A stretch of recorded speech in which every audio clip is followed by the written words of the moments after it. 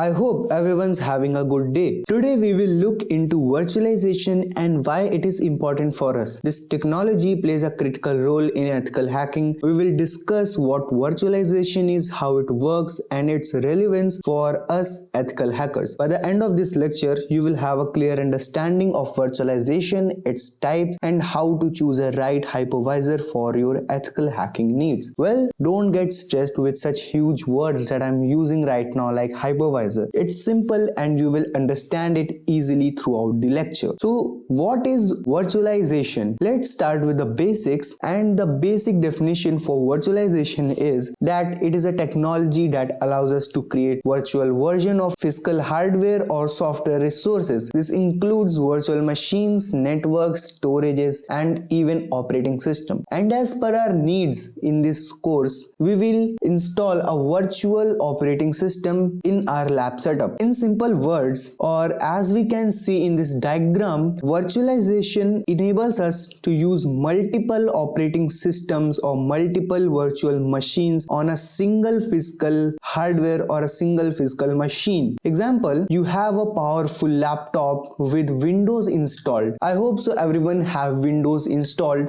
Some of you might have Linux or Mac OS in your laptop, but assuming that most of the user have Windows, I am taking an example of Windows. So imagine your powerful laptop which has Windows in it, and with virtualization you can create a virtual machine that uses Linux and Mac operating system at the same time on a same laptop. Now the question arises, how does this virtualization really works? So at the core of virtualization, there is a software layer named as hypervisors, and hypervisors are basically responsible for creating and managing multiple virtual machines, allocating hardware resources such as CPU, storage, and memory. Basically, it only uses the particular amount of hardware you yourself allocate to a virtual machine manually, or sometimes when you use pre-built virtual machines, the resources are predefined that you can change manually as well. Hypervisors also ensure the isolation between your virtual machine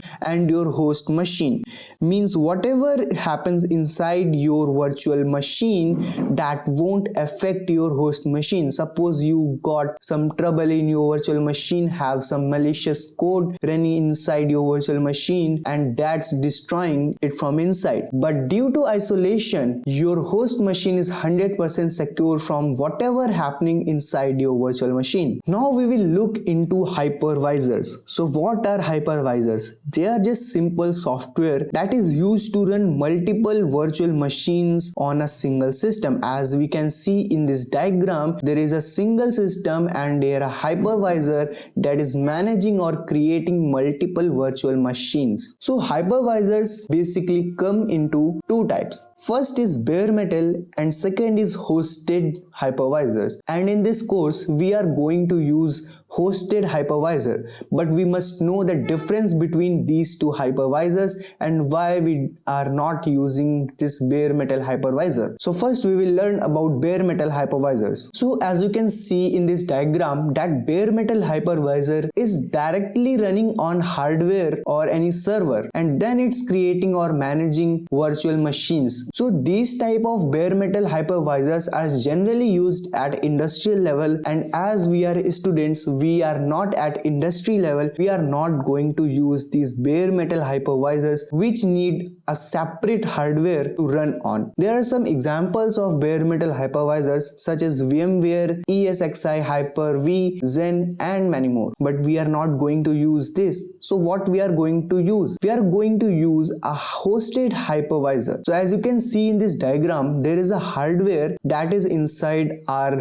laptop or in our PC, and the host operating system, that is our Windows, running on this hardware, and the hosted hypervisor is not running directly on the hardware, but it is running on the host operating system. Then it's creating a virtual machine and managing it, creating an isolated environment for our host operating system as well. And this is a best hypervisor for cybersecurity students and us who are going to practice ethical hacking. Some examples of these hosted hypervisors are Oracle VirtualBox, VMware Workstation or Parallel Desktop, and we are going to use one of these hosted hypervisor in our course. So before we move towards setting up our virtual machine, let's see some advantages that virtualization provides us. So as we have already seen this diagram before, this diagram represents resource efficiency. As you can see, it is a powerful computer system that is running multiple operating system around it. Basically, you can run 10 operating systems on your host operating machine on your host operating system if you need, or even more than that, but we are going to need very less virtual machines to use. But if you need, you can run up to multiple virtual machines if you want. So this diagram represents one of the advantages of virtualization, that is resource efficiency. Then as you can see in the second diagram, it is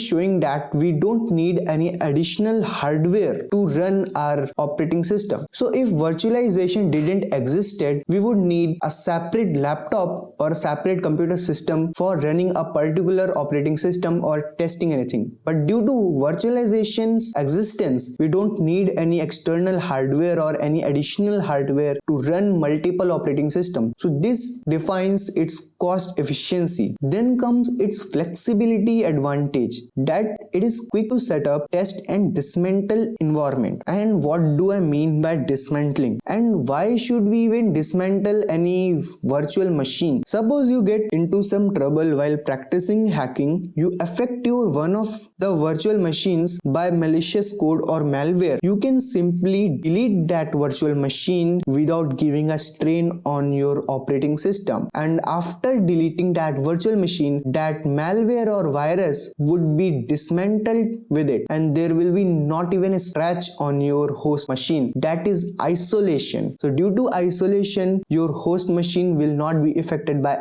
any kind of trouble that you cause inside your virtual machine. Also, virtual machines are very portable. So suppose you want to navigate or switch to another virtual machine. In further lectures, we will hack some vulnerable machines by switching from one to another virtual machine or operating system. So then we will be going to switch to multiple virtual machines. So just like this, you can switch from one to another and to another virtual machine. And ethical hackers often use virtualization to simulate target network, test exploits, analyze vulnerabilities without even risking to actually damage the system. So now we have covered everything about virtualization, and now we can finally get into setting up our first virtual machine. And if you want to read more about virtualization, I have provided you a document in resources from where you can learn more about virtualization if you are interested.